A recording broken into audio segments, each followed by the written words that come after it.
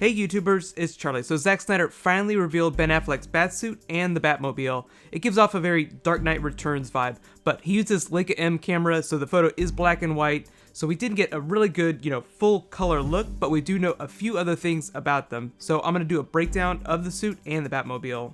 If you're finding me for the first time, I do DC videos every week. Normally it's Arrow like on Wednesdays associated with that, but Batman waits for no one, so obviously this is coming out on a Tuesday. Be sure to subscribe to get everything and leave me suggestions for future bonus videos.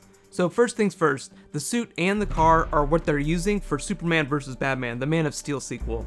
This Batman is much older, a la Ben Affleck's 50-something Batman versus Christian Bale's 30-something version of the character. The suit itself reinforces the idea that they adapted Frank Miller's Dark Knight Returns arc, although not literally, it just inspired Ben Affleck's character.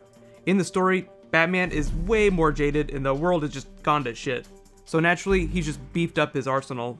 Obviously things haven't gotten quite so bad in Zack Snyder's Man of Steel universe, but Batman and Superman in this movie are not going to start out as best buds. So naturally, Bruce Wayne, Batman in this movie, is bringing out the big guns the first time he meets up with Superman, which is where the much more armored looking suit and car come from. You can't tell because of the black and white photo, but the raised portions of the suit are silver. It's silver plates on black tech fabric, so they combine the defensive nature of Christian Bale's first suit with the modularity of the second suit, and just made it a little bit shinier.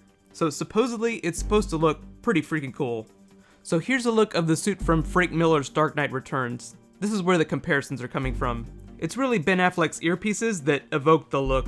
This Batman always reminded me of the Frank Castle Punisher, just, beating the crap out of villains. Supposedly, that's going to be what the initial meeting of Batman and Superman is going to be in the Man of Steel sequel. Batman sees what happened to Metropolis in the wake of General Zod's battle and armors up appropriately. Remember when that first movie came out, there was this big conversation going on about the amount of damage Superman and Zod did to Metropolis during their fight. It was like watching a little kid stomp through someone's Lego model. They did hundreds of millions of dollars of damage to the city. So if you were the world's greatest detective and the most cynical superhero on the planet, what would you do? You would probably beef up your arsenal. The Batmobile itself looks a lot sleeker than Christian Bale's Tumbler, which is funny because it looks more like a real car than the comic and the Batmobile that inspired the story. In The Dark Knight Returns, the Batmobile is basically a full-on tank, so it's almost like Zack Snyder went in the opposite direction. I do think it's a more practical approach based on the movie that they're really making, because Batman is going up against Superman, not like against an army of thugs. So a tank really wouldn't help him that much, it's not fast at all. He needs something smaller and quicker. I'm really interested to find out what kind of extra weaponry he's developed too. They're not completely throwing away all the canon from Christopher Nolan's Dark Knight trilogy, but they're not really addressing anything from those movies either. I still consider Ben Affleck's version of the character to be the logical evolution of Christian Bale's character though.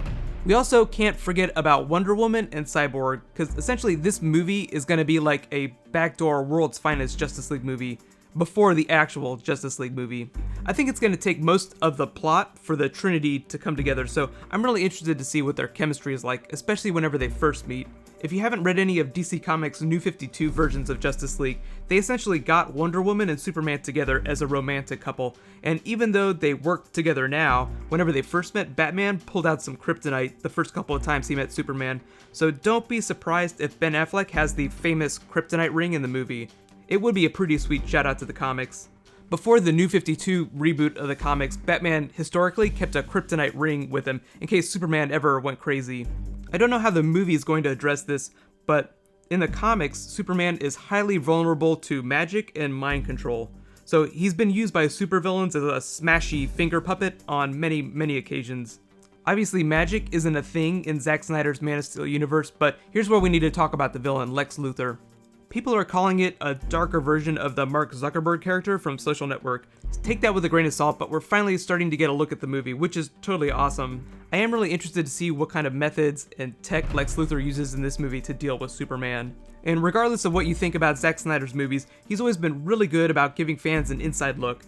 I remember back at Comic-Con 2008, he actually brought the Owl ship from Watchmen. It was pretty badass. They built it like a real-on ship, so do not be surprised if the Batmobile is at Comic-Con this year.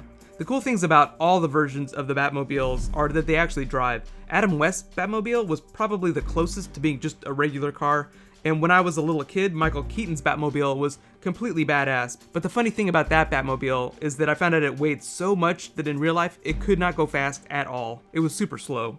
That all changed though whenever Christopher Nolan built the Tumbler and then the Batpod motorcycle.